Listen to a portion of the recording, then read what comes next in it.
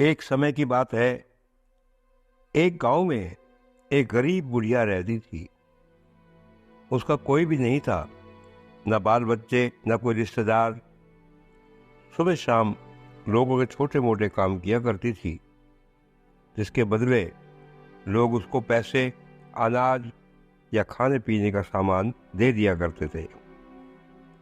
दूसरों के सामान के कारण बुढ़िया का घर पूरी तरह सामानों से भरा हुआ था। एक बार की बात है, वह अपने घर को खोलकर घर के सामान को धूप दिखा रही थी कि उसी समय वहां से दो चोर जा रहे थे। जब उन्होंने देखा कि बुढ़िया के घर में तरह तरह का सामान भरा हुआ है, तो उन्हें बड़ा लालच आया और वो सोचने लगे, इस घर में तो बुढ़िया अकेली रहती है, क्यों ना हम आकर इसके घर को ही साफ कर दे। माना कि सामान पुराना है, लेकिन कुछ तो पैसा मिलेगा और ये बुढ़िया अकेली हमारा कुछ बिगाड़ भी नहीं सकती। चोरों ने बुढ़िया के घर को अच्छी तरह से देख लिया और समझ लिया कि उन्हें किस तरह से बुढ़िया के घर की सफाई करनी है।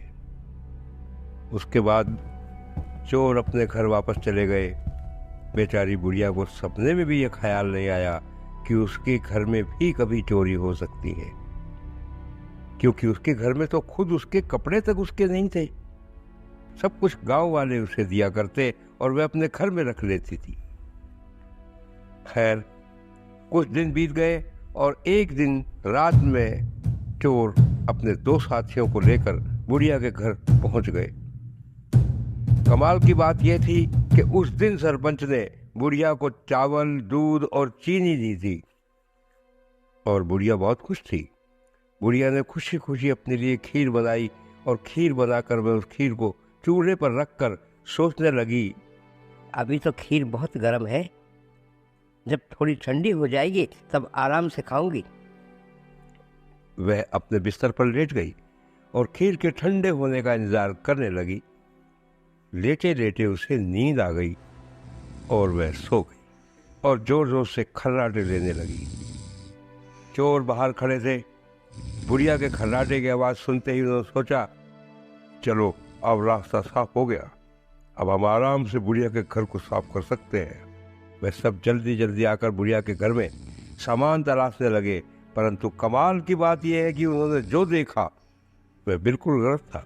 बुढ़िया के घर तो सामान से भरा हुआ था, किंतु एक भी सामान साबुत नहीं था।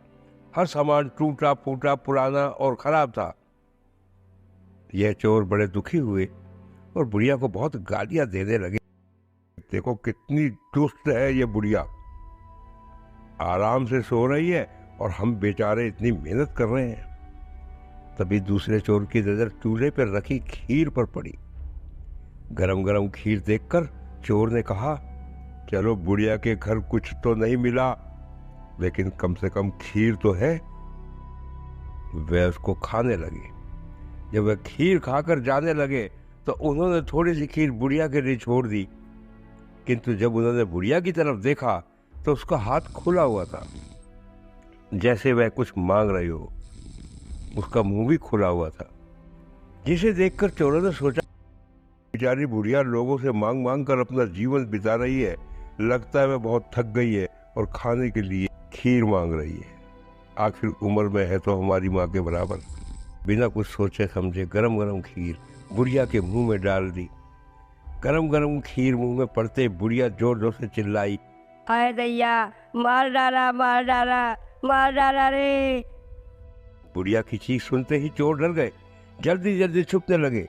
जिसने मुंह में खीर डाली थी वह ऊपर जाकर छिप गया, एक चरपाई के नीचे और एक चरपाई के दाएं। बुढ़िया की चीख सुनते ही गांव वाले बुढ़िया के घर आ गए और पूछने लगे, माँ क्या हुआ? बुढ़िया बोली, मुझे क्या पता, ऊपर वाला जाने। ऊपर वाले जाने कहते ही छुपा हुआ चोर बोला, अरे भला मैं क्यों जानू, तुम्हारी चरपाई के नीचे चोर छिपा है ना, वो जाने। ये सुनता ही चरपाई के नीचे वाला चोर बोला, मैं ही क्यों जानू, चरपाई के दाएं जो छिपा है वो जाने। और इस तरह से तीनों चोरों ने खुद ही अपना पता गांव वालों को बता दिया और फिर गांव वालों ने उन्हें पकड़कर खूब